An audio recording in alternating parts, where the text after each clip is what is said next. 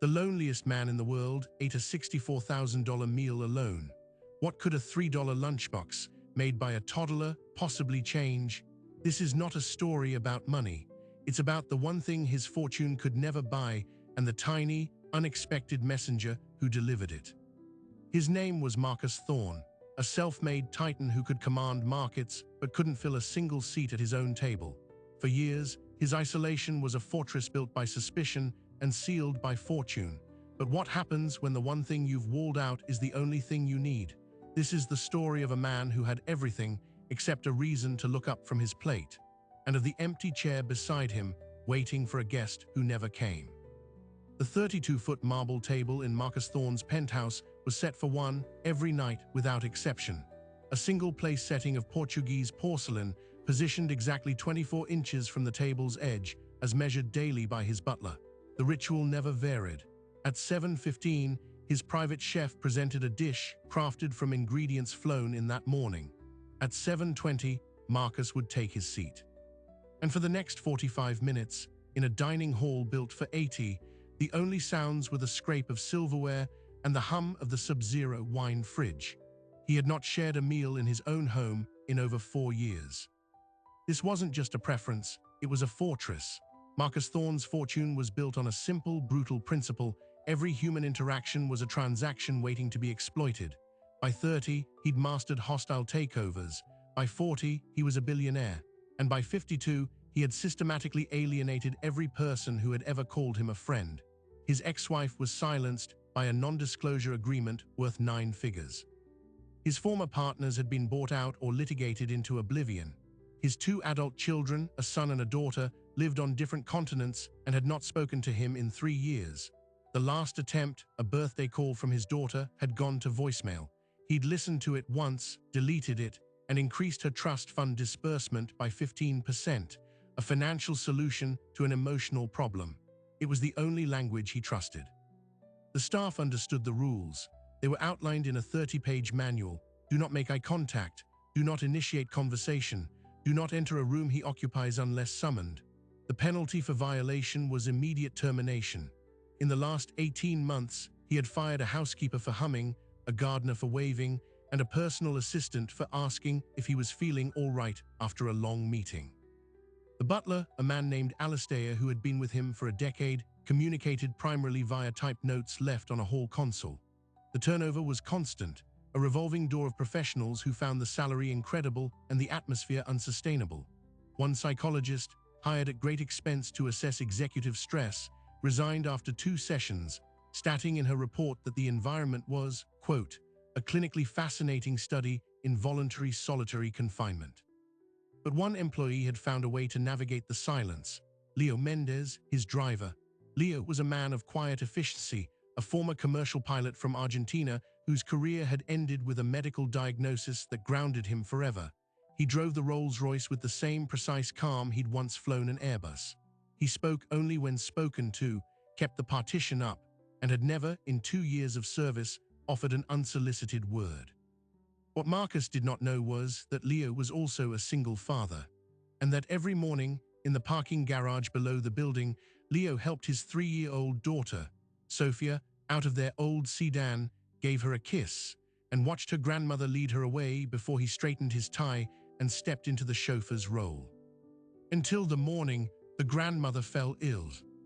It was a Thursday. Leo received the call at 5:45 a.m. just as he was polishing the car's hood. His mother had a fever. She could not watch Sophia. Every backup sitter was unavailable.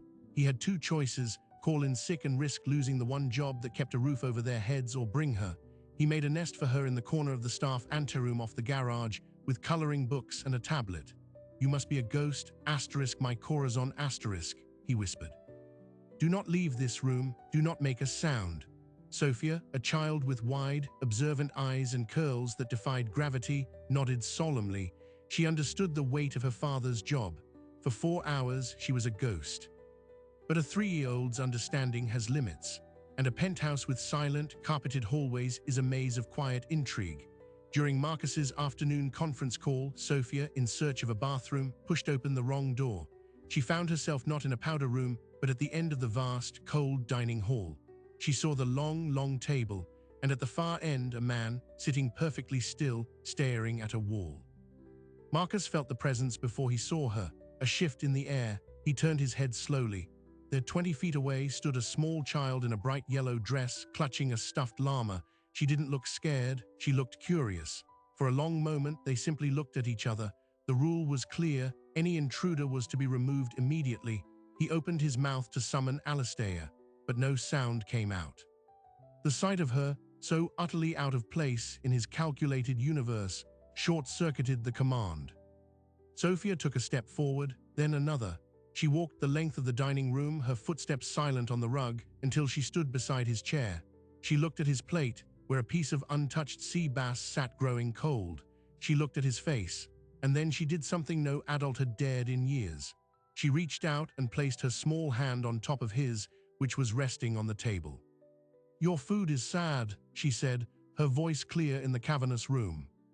Marcus Thorne, who had negotiated mergers worth billions without a pulse spike, felt his breath catch. He looked down at her hand on his. He did not pull away. He could not remember the last time another human being had touched him without the intention of taking something. Before he could form a response, a panicked Leo appeared in the doorway, his professional mask shattered by pure terror. "Mr. Thorne, I am so sorry," she got out. "I will," he began, rushing forward. Marcus held up his free hand, stopping Leo mid-stride. He looked from the father's terrified face back to the child's calm one. "It's all right," he said, his own voice unfamiliar to him. He looked at Sophia. "What makes you say it's sad?" "It's all alone," she said matter-of-factly, "like you." Leo closed his eyes, bracing for the end of his career, but the termination never came. Marcus just nodded slowly, as if she'd stated a profound and simple truth. "Yes," he murmured, "it is." That was the first crack, a hairline fracture in the fortress wall, and it happened on a Thursday. The following week, Marcus did not fire Leo. Instead, he gave a new, standing order to Alistair. The driver's daughter was permitted to wait in the staff lounge, under the butler's discreet supervision, when necessary. It was a logistical amendment, framed as a practicality, but it was the first rule he had ever rewritten in someone else's favor. For Sophia, the penthouse became a secret palace. She saw what the adults missed. She saw that the man in the big chair by the window always stared at the same photograph of a sailboat. She saw that he never ate the cookies the chef left out. And she saw, with the unerring logic of a child, that he was the loneliest person she had ever met. So she decided to make him a lunch. It wasn't a grand plan. It was a 3-year-old solution to a problem she sensed. On a Tuesday morning, while her father was checking the car's tire pressure, Sophia took her favorite lunchbox, a plastic rainbow-colored thing, and filled it. A sandwich she assembled herself, peanut butter and strawberry jam, with the crusts meticulously pulled off, a bag of goldfish crackers, 2 oatmeal cookies from her own snack pack, and a clementine. She drew a picture on a napkin, a stick-figure man and a stick-figure girl holding hands under a lopsided sun. She sealed it with a heart sticker. She did not tell her father. That afternoon, as Marcus prepared for his solitary dinner, a different kind of delivery was made, not by a chef in whites, but by a small girl in sneakers, who slipped past the preoccupied butler, padded down the long hall, and approached the giant table. She had to stand on her tiptoes to reach the surface. With a soft asterisk, clack asterisk, she set the rainbow lunchbox right next to his sterling silver water glass. Marcus, reviewing a contract, looked up. He saw the lunchbox. He saw Sophia, her mission accomplished, already retreating towards the doorway, where she turned and gave him a small, proud wave before disappearing. He was alone again. The table was set for one. The $64 soup course was about to be served, and in its place, beside his elbow, sat a $3 plastic box filled with a messy, handmade, and utterly perplexing kindness. He stared at it. The entire security apparatus of his life, the gates, the NDAs, the staff manual, had all been bypassed by a toddler with a peanut butter sandwich. His hand reached out. His fingers touched the cool plastic, and in that moment, every rule he had lived by hung in the balance. To open it was to acknowledge the breach. To accept the gift was to admit a need. But to ignore it, to ring for Alistair and have it removed, that felt, for the first time, like an act of profound cowardice. The soup arrived, steaming in its porcelain bowl. He did not touch the spoon, he only looked at the lunchbox. And then, with a click that echoed in the silent room, he opened the latch.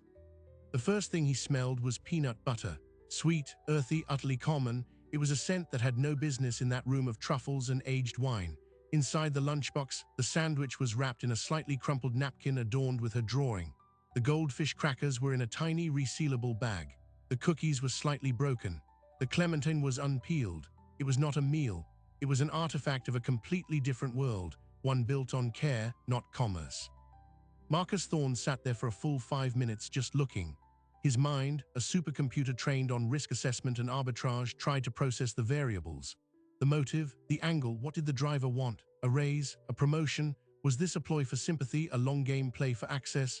He ran the scenarios, but each one collapsed against the sheer, guileless reality of a jam-smeared napkin. There was no angle here, there was only a gift. Slowly, he picked up half of the sandwich. He took a bite. The bread was a little stale. The peanut butter stuck to the roof of his mouth.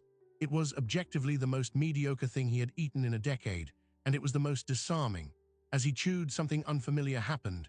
A memory long buried surfaced, not of a boardroom or a deal, but of his own kitchen 35 years earlier.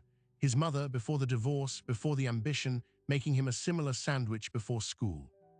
The memory was so visceral, so unexpected, that it physically jarred him. He set the sandwich down, his hand unsteady. He did not finish it, but he did not discard it. He closed the lunchbox, the latch clicking softly in the quiet room. He pushed his untouched soup away. When Alastair came to clear the course, Marcus simply pointed to the lunchbox and said, "Please see that this is returned to the driver. Tell him his daughter has excellent taste." It was a neutral statement, a safe one, but it was an acknowledgement. The fortress had not been stormed. It had been gently, inexplicably bypassed. The next day there was no lunchbox, but when Leo drove him to his midday meeting, the partition between them remained down. It was a small thing, a default setting changed. For 20 minutes, they drove in silence. Then, as they pulled up to the steel and glass tower, Marcus spoke to the rearview mirror. "Your daughter, Sophia, how old is she?" Leo's eyes flicked up, meeting his in the mirror for a split second before returning to the road. 3 years and 4 months, sir." "She is perceptive," Marcus said, the word feeling foreign on his tongue. "She is," Leo agreed softly. "She sees things, sometimes things adults have learned to ignore." Marcus nodded, though Leo couldn't see it. He exited the car without another word, but the exchange had happened. A line of communication, however faint, had been opened. The following week, a new item appeared on the staff schedule, typed by Alastair with palpable bewilderment. Every Tuesday and Thursday afternoon, from 3 to 3:45, the smaller, south-facing sitting room, a space never used, was to be prepared with appropriate refreshments for a young child. Juice boxes were ordered. A small, sturdy table and 2 chairs were brought up from storage. No explanation was given. The first time the slot arrived, Alastair informed Leo that his daughter was welcome to use the room if she wished, while he was on duty. Leo was terrified. This was a trap, a test of boundaries that would end in disaster. But Sophia, when told of the playroom, had only one question: is the sad man there? When Leo said he didn't think so, she agreed to go. Marcus did not join her that first day, he observed. He watched from the security monitor in his study, the screen split to show the sitting room. He saw Sophia walk in, investigate the juice box with serious scrutiny, and then sit at the little table to color. She was content in her own company. She didn't fidget or look for an audience. She simply was. Her presence in the monitor's frame was like a quiet light turned on in a forgotten room. The second Thursday, he was passing the sitting room doorway when a paper airplane, clumsily folded, sailed out and landed at his feet. He stopped. He looked down at it, then into the room. Sophia was standing there, a look of hopeful anticipation on her face. He bent with some difficulty and picked it up. "It's for you," she said. He unfolded it. It was another drawing. This one had a tall stick figure with a square head, him, he presumed, and a small stick figure with a riot of curls, her. Between them, she had drawn a large, brown blob. Underneath, in her father's handwriting, was the transcribed caption, "You and me and the peanut butter." He felt that same disarming crack in his chest. He walked into the room. He didn't sit, but he stood by the table. "Thank you," he said. The peanut butter was memorable. "You didn't eat the crusts," she noted, pointing a crayon at him. "I took them off for you." "I noticed," he said. "That was very considerate." She nodded, as if accepting a report from a subordinate. "Do you want to color?" And so Marcus Thorne, at 3:15 on a Thursday afternoon, sat in a small chair meant for a child. He selected a blue crayon. He did not color within the lines. They did not speak for 10 minutes. The only sound was the scratch of wax on paper. For Marcus, it was the first meeting in years where he wasn't calculating an outcome. There was no objective. There was only the blue crayon and the simple task of filling in a cartoon whale. When the 45 minutes were up, Alistair appeared silently at the door. Marcus stood, his knees protesting. He looked at his drawing, then at Sophia's, which was a vibrant, chaotic explosion of color. "Next time," he said, "perhaps you could teach me how to color like that." She beamed. "Okay." The routine was established. Tuesdays and Thursdays, the playroom. Sometimes they colored. Sometimes she told him long, confusing stories about her stuffed llama, Lulu. Sometimes she asked questions. "Why is your house so quiet? Why do you have so many clocks? Where is your family?" He answered them with a stark honesty he reserved for no one else. "I prefer quiet. The clocks remind me time is a resource. My family is far away." She absorbed these answers without judgment. To her, they were just facts. But outside that room, the machinery of his life began to stutter. He cancelled a call with his board's executive committee, citing a scheduling conflict.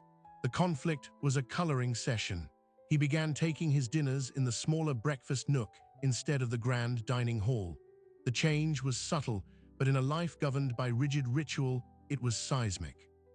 Alistair and the staff were caught in a silent, bewildered vortex. The rules were not being broken, they were being rewritten by an unseen hand. The butler found himself ordering animal crackers and washable markers. The chef, in a state of existential crisis, was asked to prepare a simple grilled cheese sandwich, cut into triangles. Leo lived in a state of low-grade panic. Every afternoon, he waited for the other shoe to drop, for Marcus to grow bored, to take offense, to revert to the icy mogul he knew. He tried to talk to Sophia, to instill some caution. "My Amma, Mr. Thorne is a very busy, very important man. We must not be a bother." Sophia would just pat his cheek. "He's not busy with me, Pappy. He's just my friend." The word friend echoed in Leo's mind, a terrifying and beautiful sound. Then the first external pressure point flared.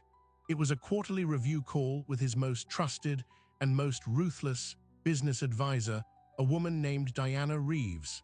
She had navigated his darkest litigations and knew his patterns better than anyone. "Marcus," she said, her voice crisp over the speaker, "I've reviewed your calendar and your project approvals from the last 6 weeks. There's a pattern of disengagement. You've deferred 3 major decisions, declined 2 networking summits, and your response time to emails has increased by 300%. Your board is whispering, 'Is there something you need to tell me? A health issue?'" Marcus, looking out at the city from his study, watched a pigeon land on his terrace. He thought of the crustless sandwich. "No health issue, Diana.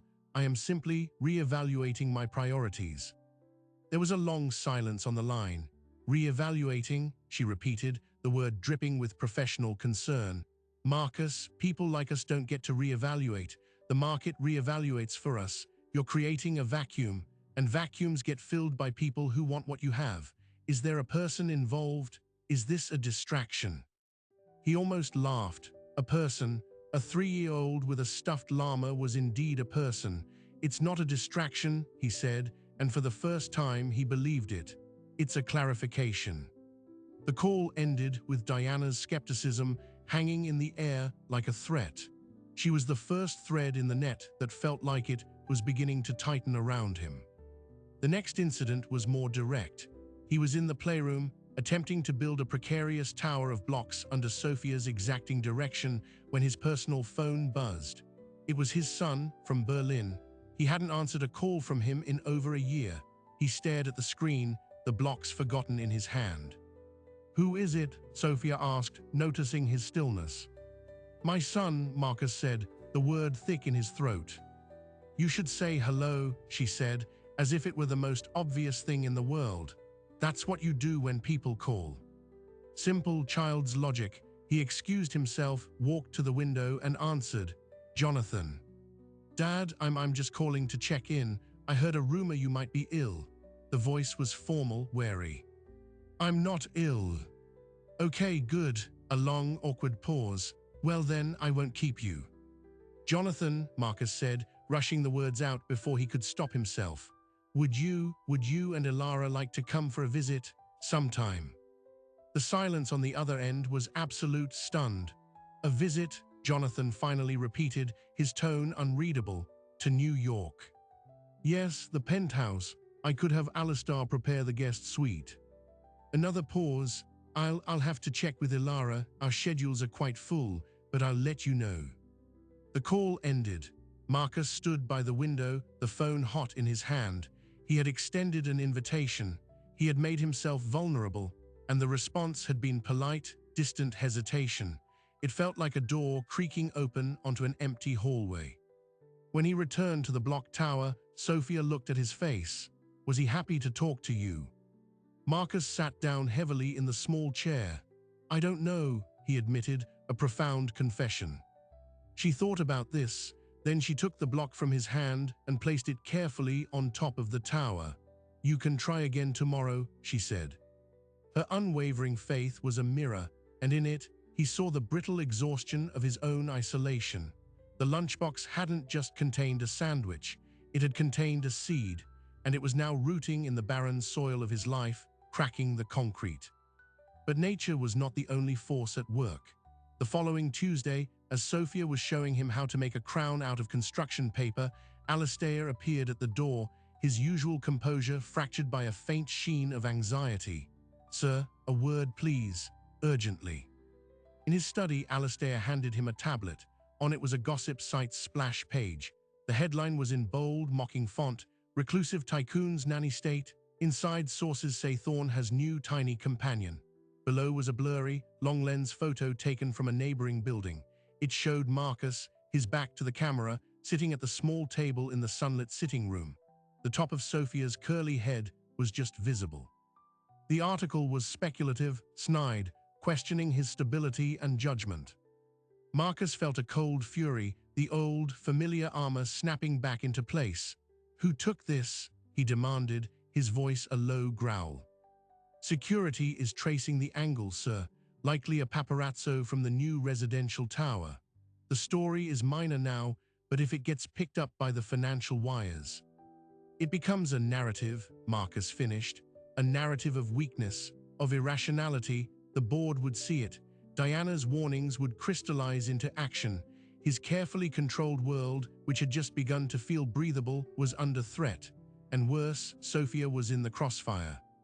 He looked from the invasive photo to the closed door of the sitting room, behind which a little girl was waiting to finish a paper crown. The two worlds, the one of predators and headlines, and the one of peanut butter and crayons, were about to collide. And he knew, with a chilling certainty, that he would have to choose which one to protect: the empire he built or the fragile human connection he had just found. The pressure was no longer internal, it was in the headlines, and it was closing in fast. The first call came from his son, not to check in but to confront. Jonathan's voice was tight, strained. "Dad, what is this tabloid garbage? A child? Are you being targeted? Is this some kind of exploitation scheme?" The questions were rapid fire, born of years of assuming the worst. Marcus tried to explain, to describe the simple reality of Sophia, but the words sounded hollow, even to him. How do you explain a peanut butter sandwich to a son who only knows you through quarterly dividends and missed birthdays? The call ended with Jonathan's stern warning: "Get control of this before it controls you." Control, it was the one thing slipping through his fingers. Diana, his advisor, moved from concern to tactical. She convened an emergency virtual meeting with his three most powerful board members. Marcus sat through it, his camera off, listening as they dissected the gossip item with clinical detachment. The narrative is one of instability, Marcus, said one board member, a man who had known him for 20 years. A reclusive billionaire and an unknown child. It reads like the first act of a scandal or a competency hearing. Our institutional investors are asking questions we cannot answer. Who is the child? What is the relationship? What are the liabilities? Diana's voice cut in, smooth and sharp. We need a statement, a definitive one. We recommend you issue a press release clarifying that the child is the daughter of a longtime, trusted employee and that your interactions are purely occasional and supervised. We frame it as a benevolent, if unusual, employer-employee relationship. We kill the mystery and neutralize the story. Marcus felt a knot of resistance tighten in his stomach. To reduce Sophia to a liability and their afternoons to supervised interactions felt like a betrayal. But the old part of his brain, the one that had built the empire, nodded in agreement. It was the smart play, the safe play. Draft the statement, he said, his voice devoid of emotion. But the universe, it seemed, was not done applying pressure. The next morning, as Alistair handed him the draft press release, Leo requested a meeting.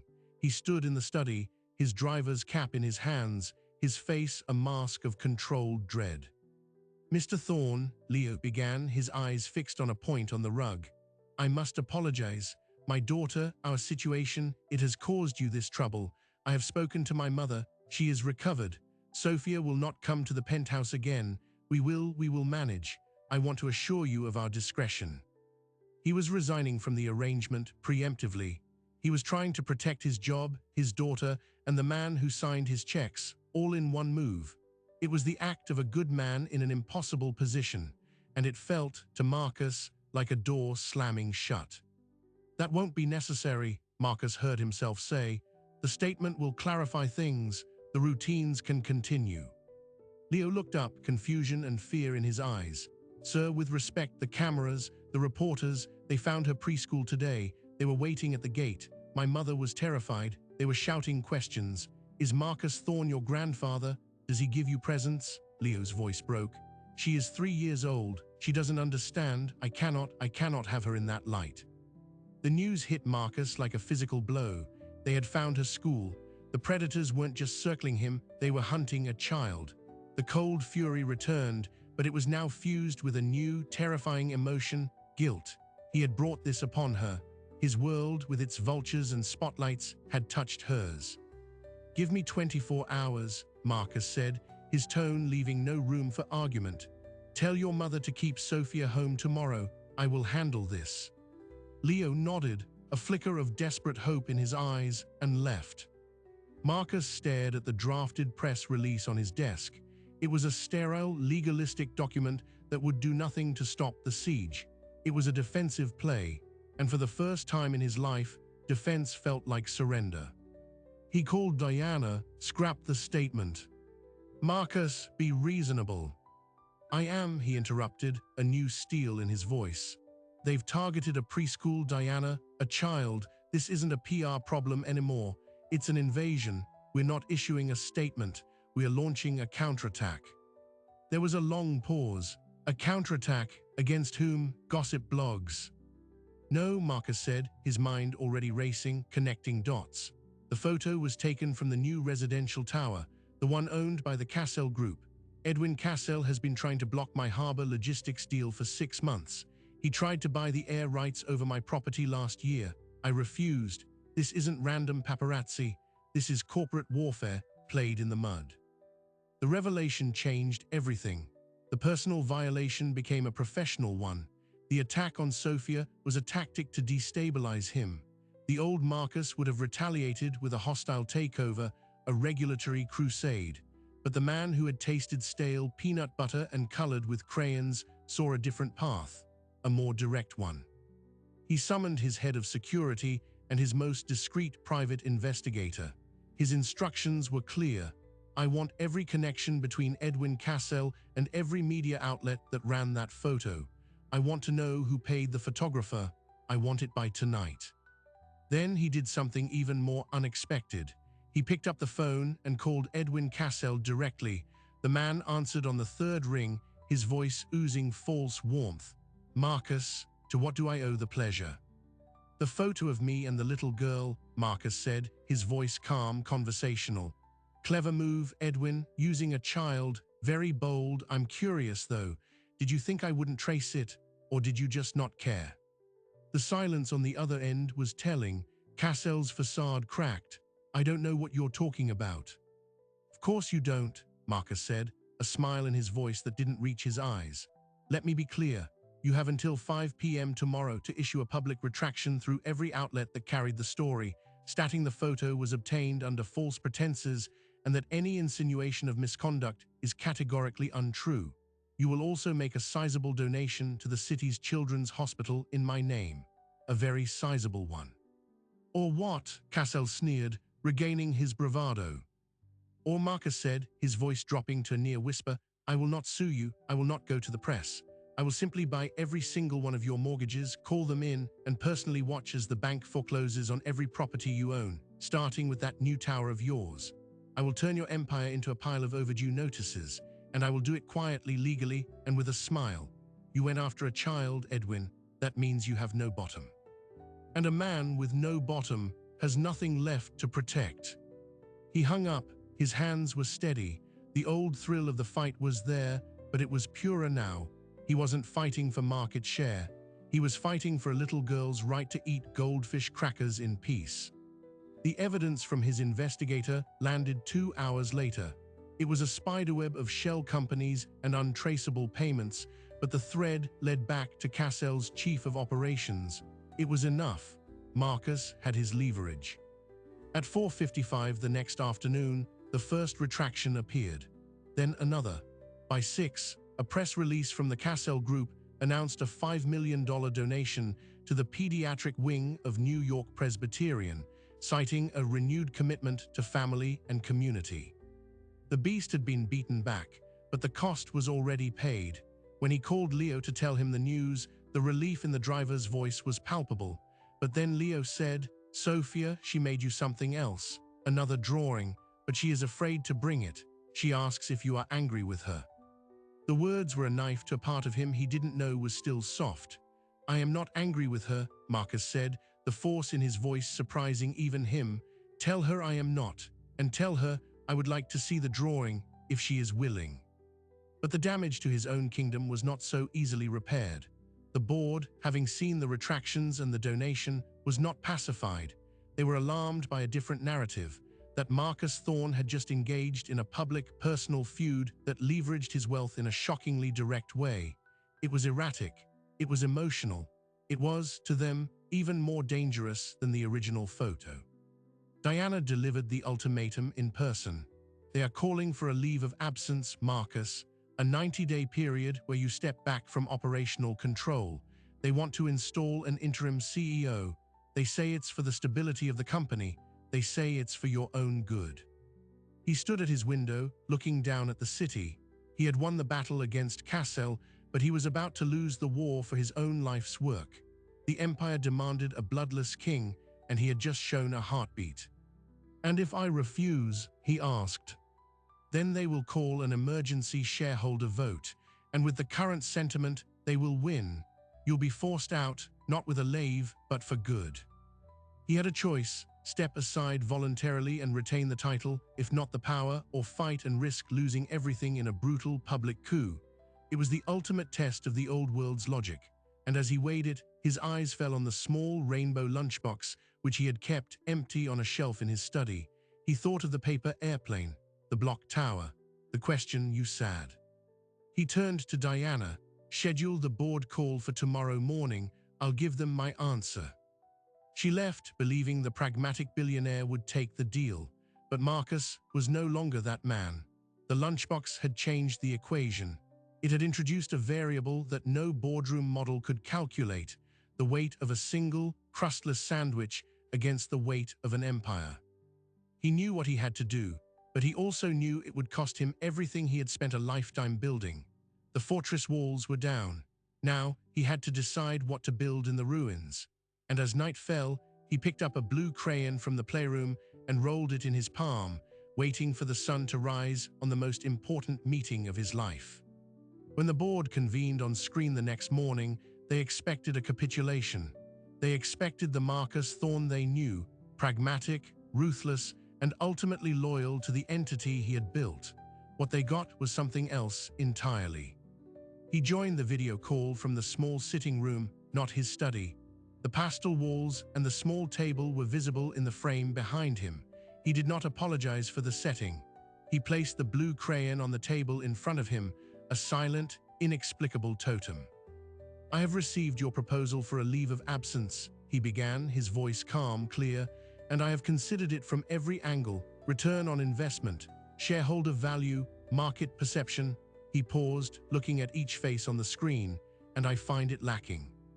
A board member, an older man named Peterson, leaned forward. "Marcus, be reasonable. This is about stability." "No," Marcus interrupted, not unkindly. "This is about fear, your fear of a narrative you cannot control, my fear for many years of a life I could not bear to live. I am addressing the second. The first is yours to manage." He laid out his decision, not as a proposal, but as a statement of fact. He would not be taking a leave of absence. Instead, he was announcing a permanent restructuring of his role. He would step down as Chief Executive Officer, effective immediately, and assume the position of non-executive chairman. He would remain the controlling shareholder, but his day-to-day authority would be delegated to a new CEO, a successor he named, a respected, steady-handed internal candidate the board had long approved of. The silence on the call was absolute. They had prepared for a fight, for a negotiation. They had not prepared for a voluntary surrender of operational power delivered with utter serenity. "This is unprecedented," Diana whispered, her face pale on the screen. "It is necessary," Marcus replied. "The company needs a full-time commander. I have other priorities to attend to." Peterson, recovering, seized on the practical. "And the recent media distractions, the child." Marcus's expression softened just for a second. "That is a private matter, and it will remain private. The individual who orchestrated that distraction has been dealt with. It will not happen again, but my time, my attention, is no longer commodity to be spent solely here. That is the change you are sensing. That is the change that will now be formalized." He had given them what they ultimately wanted: stability, a return to predictable leadership, but on his own terms. He had disarmed their coup by willingly handing over the sword. They could not fight a man who had already laid down his arms. The vote to approve the transition was unanimous. It was the end of an era.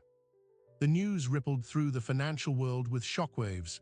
"Thorne steps down," the headlines blared. "Billionaire cedes control." Analysts speculated about hidden health crises, secret deals, hidden failures. None of them came close. In the penthouse, a different kind of restructuring was taking place. The first thing Marcus did was call Leo into his study, not as an employee, but as a guest. He offered him a seat. "The position of head of household is open," Marcus said. "It oversees all staff, logistics, and security. The salary is triple what you currently earn. It includes a full benefits package and an education trust for Sophia. I would like you to consider it." Leo was speechless. "Sir, I am a driver. I don't have the pedigree for that." "You have discretion, loyalty, and a moral compass," Marcus countered. "The pedigree can be learned. I need someone in that role who understands that this is not just a house. It is becoming a home. I can think of no one better." After a long moment, Leo accepted, not with subservience, but with a firm, grateful handshake. Next, Marcus had the 32-foot marble dining table dismantled and removed. In its place, in the sunniest corner of the great room, he had a round oak table installed, a table for 6. He then wrote 2 letters, one to his daughter and one to his son. They were not long. They contained no grand apologies which would have rung false. They simply said, "I have made some changes. I have more time now. I would like if you are willing to start again, slowly, perhaps with a meal. The table has room."